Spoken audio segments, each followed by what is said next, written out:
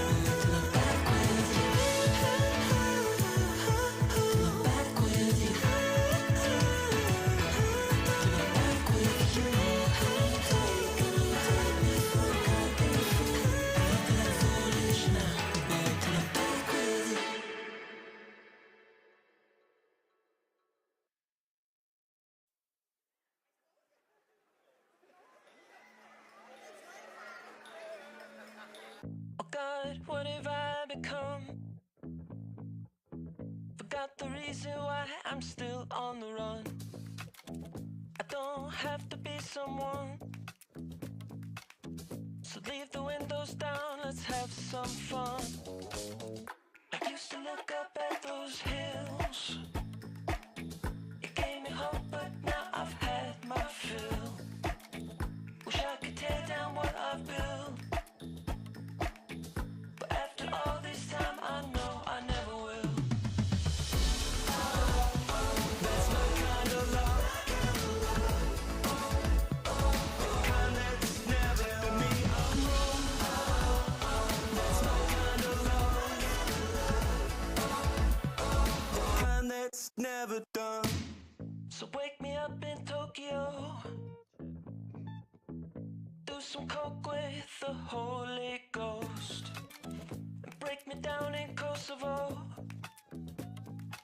I didn't make a friend, but that's how it goes. How'd I end up on my own? The smell of vomit that I covered with cologne. All that's left is skin and bones. I made the headlines so you'd pick up the phone. That's my kind of love,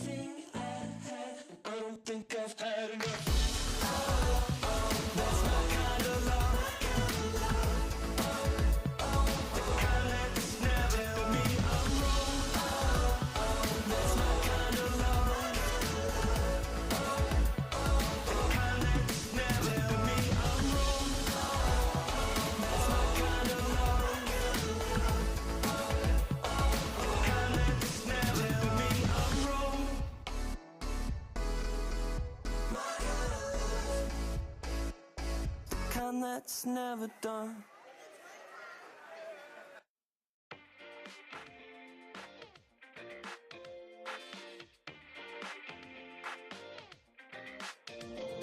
It's not romantic if a second chance is second hand, and we're right where we began.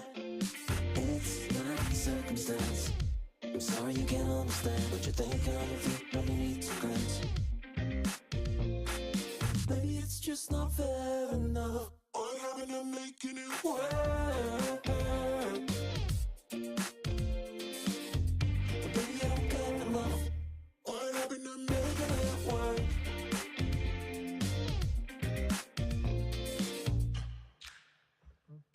I don't think you give yourself enough credit. I'm sure it's fine being so fucking pathetic. Maybe it's our parents' fault. Maybe we've been having faults. Maybe it's all you wanted. I wish it didn't make me so exhausted. Hey everybody! Okay, so my computer's been running and hasn't crashed. I think I figured out what the problem is. Again, technology, so frustrating. So I think that this time, the problem is that I had my phone plugged into the computer. So, because of course after the disastrous attempt to stream this afternoon, I realized that everything started crashing the minute that I plugged my phone into the computer to charge, and just kept crashing. And so of course after I called the noon stream as being non-viable, I unplugged my phone from the computer. Hi Barbara! And hi Lori, Michelle, everybody who's out there. And yeah, I unplugged my phone from the computer and then it was freaking fine. I'm like, gosh darn it. Gosh darn it. Yep. No. That's totally what I said. Allison is using the language. 100%. That's the language of the Nope. computer press. Nope.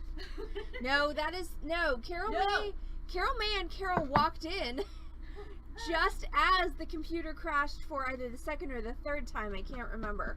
Wow, I had a collapsed judgy wood. But, gosh darn it, was definitely not the words that I shouted as they were walking in the door. But again, I think we have this problem sussed out. Again, you're looking at the tech support department here, but I think I got it. Like I said, it's been running now and not crashing for a whole day. So yeah, fun times. Welcome to Torch Thursday, where we will be doing this project. This is our rose cut ring. I actually have one that I am wearing. We can also, sorry, that's still the screen from the sale last night. But yes, I have a rose cut ring that I am wearing. That's a good example of the project that we're going to do this evening. So this is a fun one. It's a fun way, sorry, that's my copper sheet, but it's a fun way to set something that's kind of irregular shaped. The only stipulation is it's got to be flat on the back. So let's real quick talk tools and supplies for this evening's tutorial, and I'll turn up the brightness if I need to. I feel like once I get my soldering board and my torch out here, it's going to be plenty bright. So you're going to need a stone that is flat on one side. So I have this cool rose cut bronze sheen sapphire that I am using. Yay! Hi Michelle! Welcome, welcome. I've got a sheet of 24 gauge copper. That's what I'm going to use to make my setting. I've got some half round 10 gauge wire. That's what I'm going to use to make the actual band of my ring. And then I'm going to have, ideally, do I have solder in my pocket? I do not have solder in my pocket. This is what the ridiculous thing is, that I'm surprised I don't have solder in my pocket. I think that's my other jeans that I have solder in the pocket. I have maybe tags in the pocket. Also, that's my phone number, so hopefully there are no creepers out there. But we're also going to need easy sterling silver solder, and I'm just going to see, I happen to have a piece of that. This should work. We don't need very much of it.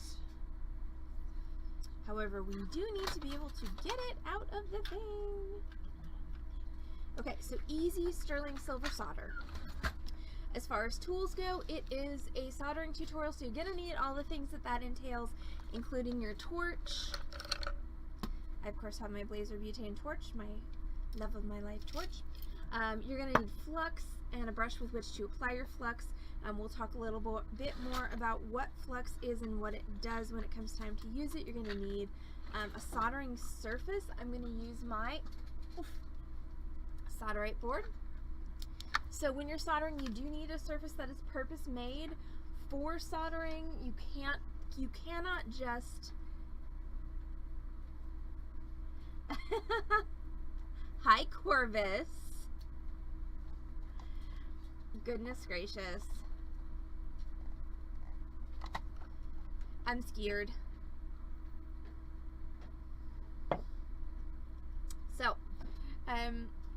So torch, soldering surface, flux, pickle, and pickle pot. I've got that off screen. We'll talk about that in a few minutes when it comes time to use that. You're going to need your 3 basic wire working tools, round nose, chain nose, and wire cutters. You are going to need a ring mandrel, preferably a steel one upon which you can hammer, and a rawhide mallet as well. Tweezers, of course, for picking up hot things. Thank you, camera, for focusing on me. Metal shears, and a marker. So we're going to start by making that rose cut spiky setting. There's my solder for our ring. Also super excited that my computer hasn't crashed yet. Woo! Sorry. Except now I apparently have hiccups. That's less exciting.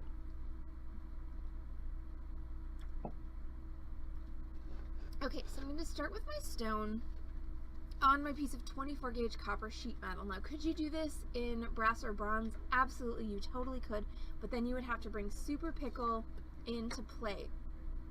Could you do this all in sterling?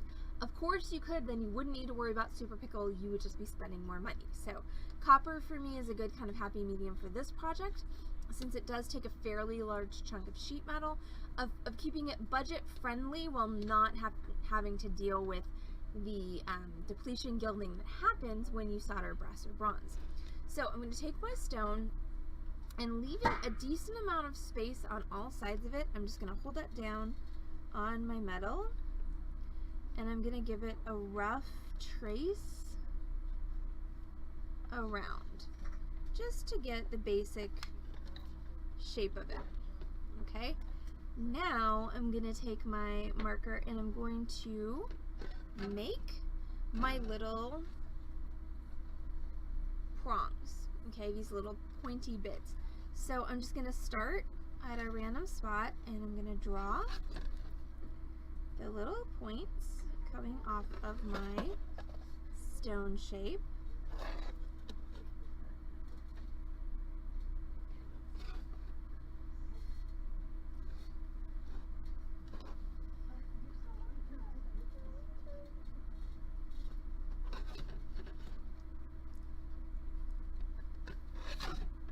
So what I've discovered over a couple of years of making this ring is you don't want your points to be too close together. Like these 3 right here are kind of verging on being too close, but I'm going to go with it. You also don't want your points to be too wide at the base. Right, so this one I'm going to narrow down a little bit because that's going to work better.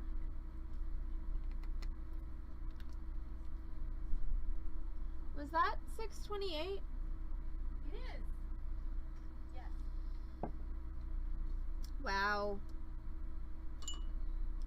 Well, I'm not surprised. Well, I had hopes of Why? things Why? because I'm a fool. Foolish and misguided hopes. Sorry.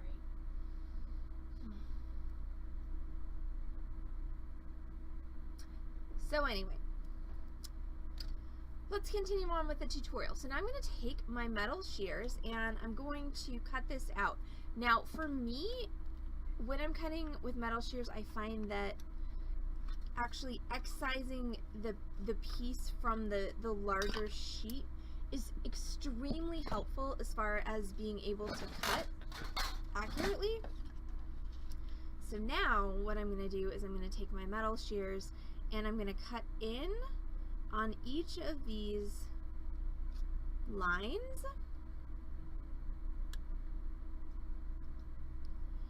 And if I'm going to, oh my gosh, so my friends and I were working at the Arboretum on Tuesday morning at the ungodly hour of 7:30 because they have normal jobs that start at like 9 a.m. But we were walking and there was a rabbit and it was in a flower bed. And you're like, oh buddy, and then it like hoppity hopped across the pathway, and then so we're all like entranced by the bunny, and then we look up, realize there's a golf cart with like an Arboretum employee in it that's just waiting for us to stop being entranced by the bunny so that he can drive past us and not flatten us. And we're just like, sorry, there was a fuzzy thing with a floofy tail.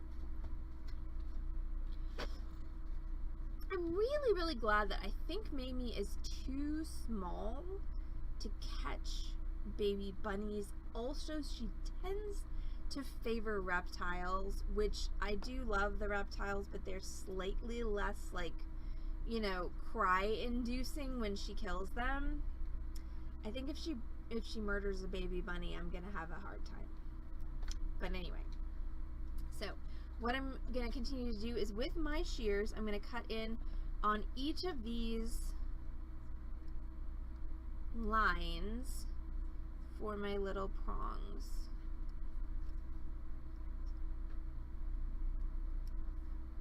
And your pieces are not gonna fall off because our prongs are not intersecting. Yes, Corvus. We all know why she only kills reptiles. And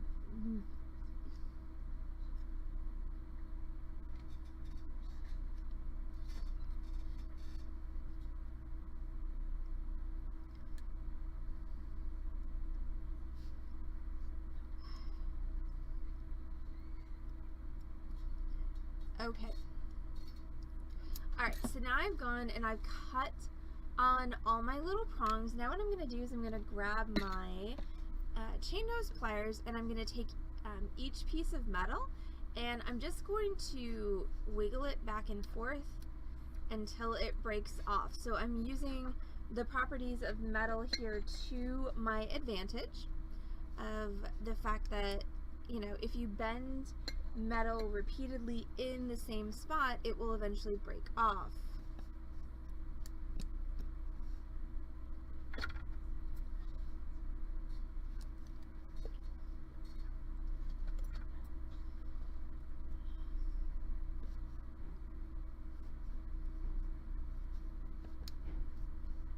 Now, if you have a good relationship with a jeweler's saw, which I actually do, but a lot of the people that I teach do not, you could totally use a jeweler's saw to cut this out, and you would get a little bit more precision with a saw than you get by breaking it off, but breaking it off will still, you know, give you a pretty good little setting. So now what you have is you've got this kind of, you know, stabby looking little yeah, like this weird looking metal thing, but this is actually gonna be your setting. So Corvus asked, does the metal do the green thing on fingers when wet? Yes. Wow. Copper? Sorry y'all, I just had a really distracting moment a few minutes ago, so give me a minute to recover. But so copper does turn skin green when it's wet, when it's sweated on, etc. With this ring, the copper is slightly raised above the finger. So it just kind of depends on what you're doing when you're wearing it. So you can see, like, you know, on my finger right now, the copper it's touching there but not here. You know, it depends on how well it fits. If it fit me a little better, the copper might be raised up a bit. If you're concerned about your ring turning people's fingers green or other colors, then do the whole thing in sterling, because sterling will not do that. But copper absolutely will do that in the right circumstances if it is contacting somebody's skin. So now I'm going to go ahead and make my ring, which I'm going to do with my, and this is actually the point that Corvus brought up about copper turning people's skin green is one of the reasons why I really like mixed metal rings. So I like making a copper setting and doing a sterling silver band, because, you know, the sterling silver band is not going to turn anybody's skin any color typically. So I'm minimizing the contact with the base metal, but this is the most material that I'm using. Like, there's a much larger portion of metal used in the setting than there is in the band. So what I'm doing with the mixed metals is I'm, you know, keeping my costs down by using the copper for the setting, but I'm doing the sterling for the band, which prevents, for the most part, the ring from turning people's fingers colors. And that works great for me. Obviously, if you're against mixed metals, it's not going to work great for you, but you can, of course, always do the whole thing out of sterling silver, and that will solve the problem. So now we're going to go ahead and make our ring, which is going to involve our ring mandrel, our half round sterling silver wire, and my mallet. So I'm going to go for just a nice solid 7 ring. That's a good kind of average size. So since my wire is going to spring up, I want to go up 3 sizes. So I'm going to go to a size 4, and I'm going to wrap my wire around my mandrel. Just hold it down with my thumb and wrap it all the way around like so that it overlaps. Now when I let it go, it's going to spring up a little bit, and I'm just going to kind of wiggle it down until I'm at the size that I want, which, like I said, is a size 7. Right there, that's my line for a 7. And so I'm just going to take my marker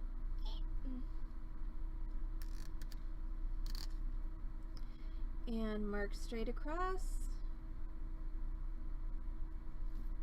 like so. Then I can take my wire off of my mandrel. I'm going to set that aside, but I'm going to keep it handy because I may need to re-round my ring after I solder it. And then I'm going to cut at my lines, and I'm going to make sure I use my flush cutter. So the flat side of my cutter, which is the flush side, is pointing towards my metal that's remaining. Snip, flip it around. Again, make sure your flush cutter is facing towards the metal that's remaining. Snip. And now we're going to file. So I want to make sure that these 2 edges will meet flush, which means I just need to take my file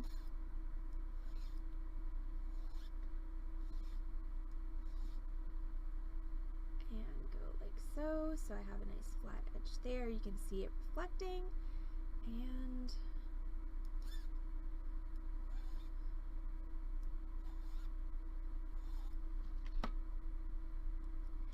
I said flush cutters, Corvus. Alright, once I filed, I'm going to go ahead and line these up. I mean, don't get me wrong. If you aim incorrectly, they are absolutely flush cutters. But that is not their intended purpose. Their intended purpose is to flush cut metal. Just saying. I am not responsible for operator error. Who's yanking on the door?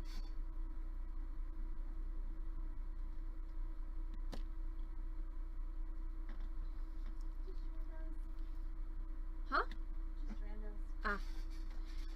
So I filed that, so now I've got a nice flush, or mostly flush, joint.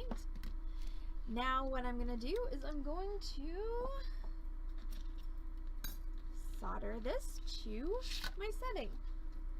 I mean, they would, Amy's not wrong. They would work, they do work as flesh cutters, but that is not their intended purpose. Also, I'm gonna say that if you are looking to cut some flesh, that this is not the most efficient way to do it, okay? Like, the blade's only like half an inch long. Okay, so Megan actually had a good question. How do you know it's a good time to replace your cutters? What's the first indication they're getting dull? So I always find the best litmus test for your cutters, if they're going off, is to try to cut stringing cable, because that's actually, you need a sharper cutter typically to cut stringing cable than you do to cut wire. So if you go to cut a 0.018 or a 0.014 stringing cable and your cutter just mooshes it instead of actually snipping it, that's typically your sign that if you have an expensive cutter, you need to get it sharpened. If you have an inexpensive cutter, that you need to replace it. Okay, so now I've got my setting. I'm going to put that on my soldering board. I'm not going to worry about all of this Sharpie because it's going to burn off once I put the flame on there. I'm going to go ahead and flux it. So flux, I told you I would talk about that later. Now is that time. Flux is a chemical that forms a barrier, on your metal that keeps it from oxidizing. So when you heat something that's not pure silver or pure gold with a torch, the first thing that's going to happen is the metal is going to oxidize. It's going to turn black. The problem with that black layer is it's a layer through which your solder cannot flow, and therefore it inhibits your entire soldering process. So we put the flux on the metal to keep the oxide from happening. That allows the soldering to work. Speaking of soldering, I'm going to cut a small piece of my Easy Sterling Silver solder. Okay, just about 1/8 of an inch. And I'm going to take that piece, I'm going to place that on my setting. Now, what I'm looking at here is the back of my setting. This is where my ring is going to be soldered on. So now what I'm going to do is I'm going to sweat my solder onto my setting. Now, if you haven't ever used a torch before, or you need a refresher on torch safety in your home workspace, go ahead and type !safety into the Twitch chat. That will get you a link to the video clip of my 5-point basic soldering safety lecture. If you've already heard that and you're good with it, we're just going to go ahead and we are going to, thank you Lori, we are going to go ahead and solder this together. So the first thing I'm going to do is I'm going to sweat the solder onto my setting, which means I'm going to turn on my torch and I'm going to heat my setting until my solder flattens out or flows onto my setting. Now I want to make sure that I keep my solder close to the center of my setting. Sorry, that was the words solder, center, and setting all trying to come out at once. So we're just going to heat this until the solder flattens out. There we go. Okay, that's it. That's sweating your solder onto your setting. Now I'm going to take my ring shank and I'm going to flux the area right at the joint, like so. And then I'm going to take that ring shank and I'm going to set it on my setting. I'm going to hold that with my tweezers. And now what I'm going to do is I'm going to heat again until that solder reflows and bonds those two pieces together. So you'll notice that I didn't actually solder my ring shank together. So what I'm doing is I'm trying, somewhat failing, to kill two birds with one stone here. I'm trying to solder my ring shank together and solder it to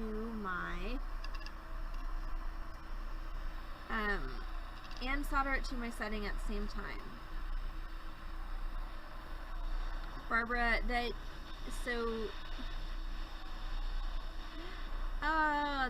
that makes me think of Buffy the Vampire Slayer, which even though Joss Whedon is a trash human, I will always and forever adore. And the Anya, one of the characters, had this obsession with bunnies being evil and demonic. So this is what I think of when you talk about the bunnies are terrorizing your dog. Yeah. Well, I always hate it when people who create beautiful things turn out to be trash humans, but unfortunately it happens. It's true. Okay, so finally, after lots of talking about Joss Whedon being a trash human, I have soldered my shank to my setting. So now I'm going to take this, I'm going to throw it in the pickle pot. While it's pickling, we're going to talk about what pickle is and what it does. So, pickle is a weak acid solution. What it does is it cleans all the black crap off of my ring so that I can polish it and make it pretty and set my stone in it. So, if you are doing a complicated project that has multiple joints, you can also pickle in between joints. This is useful because sterling silver solder especially is very, very princessy.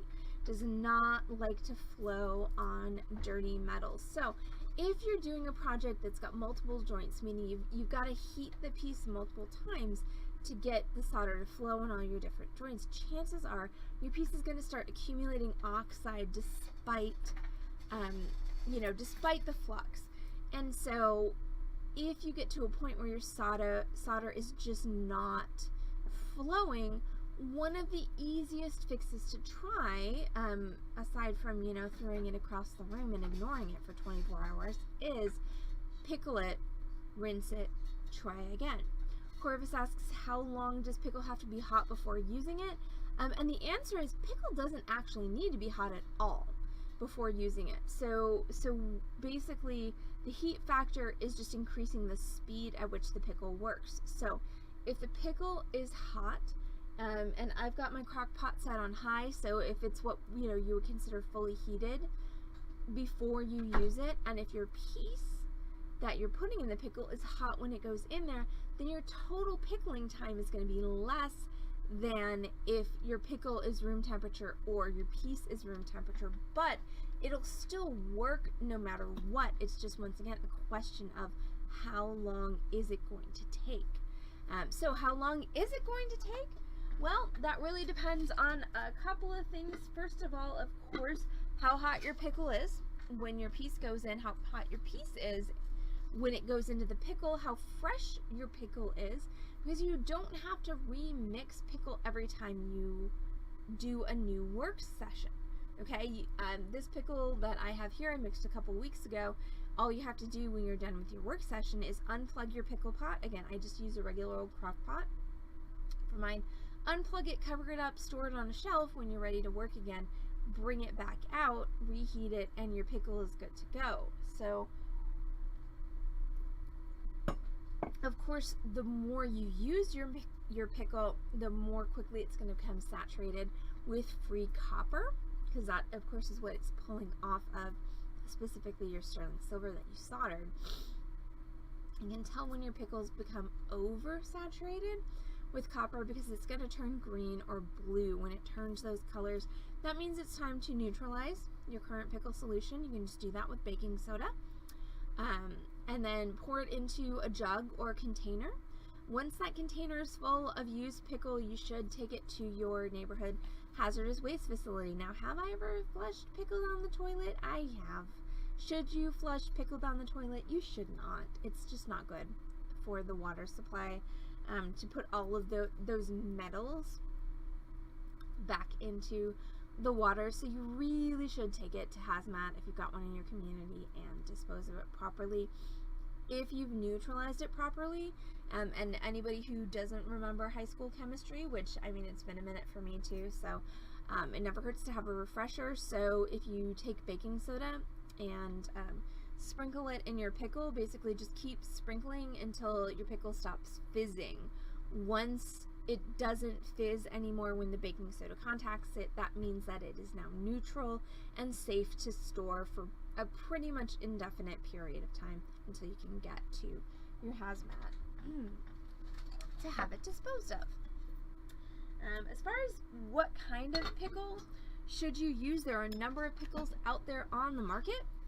I like citric acid pickle for a couple of reasons. Number one, it does not off-gas harmful fumes, so since I'm almost always working in a community workspace because I'm working in the bead shop, that's really nice because you never know who's going to walk into your workspace at any given time. Number two, it's not steel reactive, so I can use any old tweezers I have lying around my workspace.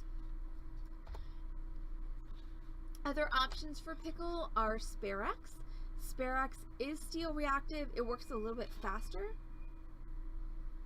What was that? Giant truck. Giant truck. Okay. Sparax works a little faster than citric acid, but it also does off-gas harmful fumes, and it is steel reactive. So it's not my fave. If you want to go 100% natural, you can go vinegar and salt. That's a 1-to-1 mixture. You heat it in a crock pot just like you would your regular pickle. Sometimes with the vinegar and salt, you actually have to pickle and then scrub with steel wool and then go back in the pickle and then scrub with steel wool again, just because it's not quite as effective as your other two slightly more caustic pickles. But what I have right here is I've got my ring, and so the pickle's taken off most of the black stuff from the silver.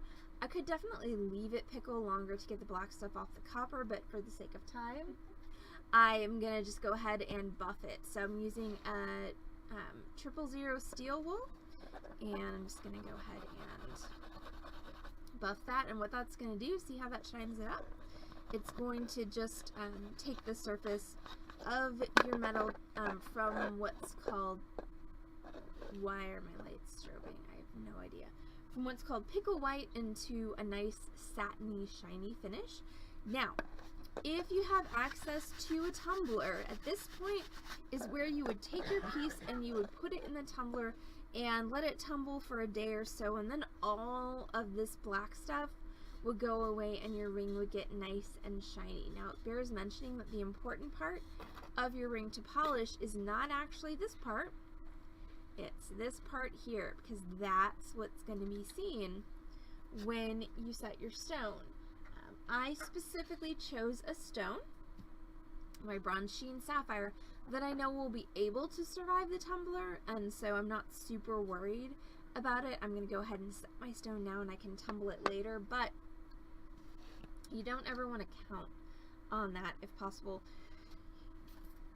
Ooh, sorry. Don't ever count on a stone's ability to withstand the tumbler, because a lot of them can't, even if you think that they can. But we're just going to go ahead and move on to the final phase of this project, which is setting the stone. So this is a really simple, very easy ring setting. I mean, seriously, 2 pieces, solder them together, and now I'm ready to set my stone. So I'm going to pop my stone in there. Again, it's got to be flat side down. Hold it in place and use your chain nose pliers to just bring those prongs up and over the stone, and then clamp them down. So when I'm clamping them down, see, I've got one jaw of my pliers underneath my setting and one jaw on top, and I'm just going to press that down until it's holding my stone, and I can actually come back here, see, and press that a little bit closer against my stone. Now, since my stone's being ornery and wanting to fall out, I'm going to go to the opposite side of my setting here. I'm going to do the same thing.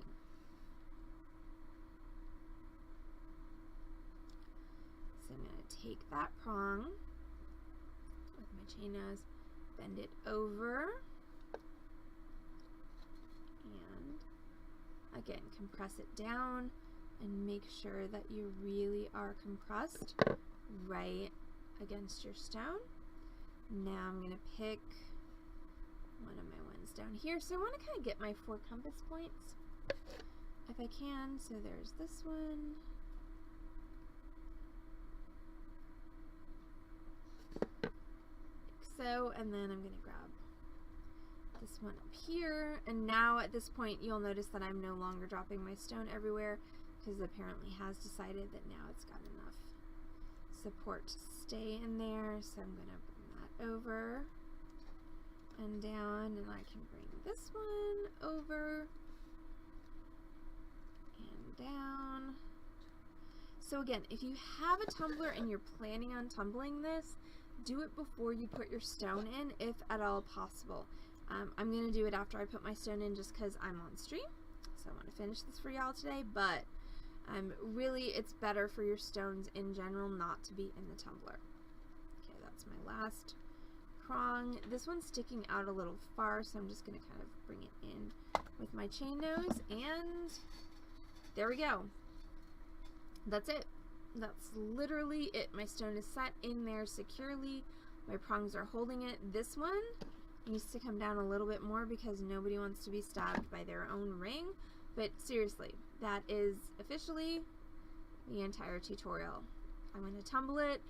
If I didn't like the way that these 2 prongs were overlapping, I could always cut one of them shorter, or I could cut one of them off. If I was going to do that, I feel like it would be this one here that I could cut off. I feel like if I cut this one off that it wouldn't have enough support there, but I actually kind of like the way it looks overlapped like that. So there we go.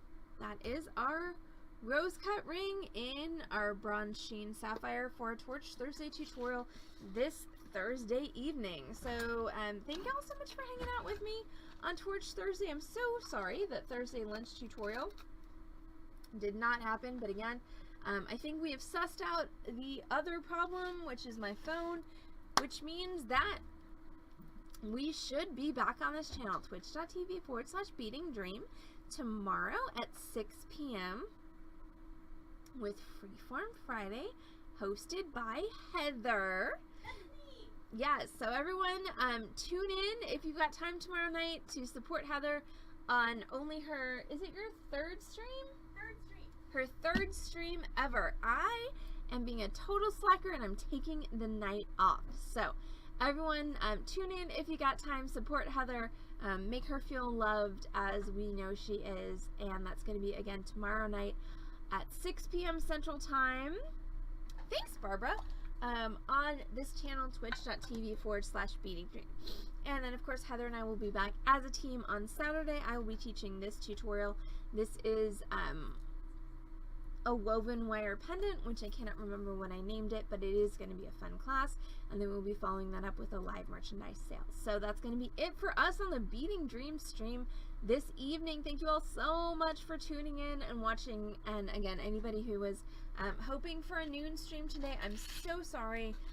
Again, the technical difficulties seemed insurmountable until I figured out the very, very simple cause of the problem, and now all is well. So everyone have a fantastic Thursday night, and Heather will see you all back on this channel, twitch.tv/ you do have notes for the noon stream, Lori, and you didn't even see the noon stream. I bet you figured out the project anyway. So Heather will see you all back on this channel, twitch.tv/ Beading Dream tomorrow at 6 p.m. for Freeform Friday, and then we will be back again as a team on Saturday at 6 for that woven wire tutorial, followed by a live merchandise sale. So everyone have a great night, and Beading Dreams will see you all tomorrow. Bye.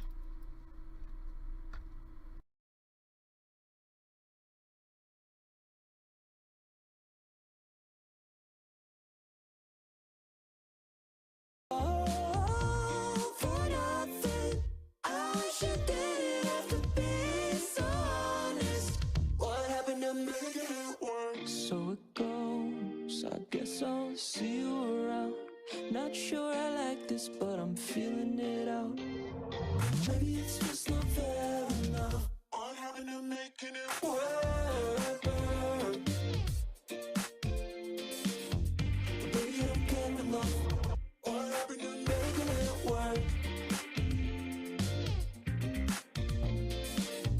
It starts with the crew having fun, then I know it's a horror movie.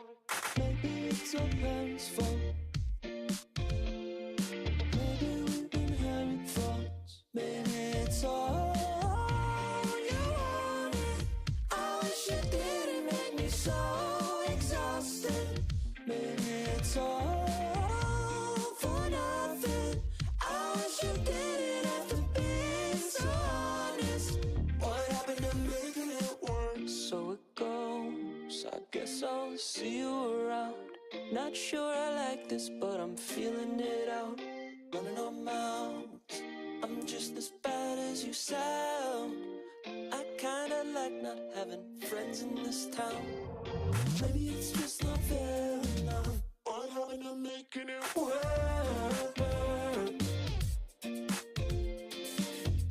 Baby, I don't care enough. What happened to making it work? Maybe it's all you wanted. I wish you didn't make me so exhausted. Maybe it's all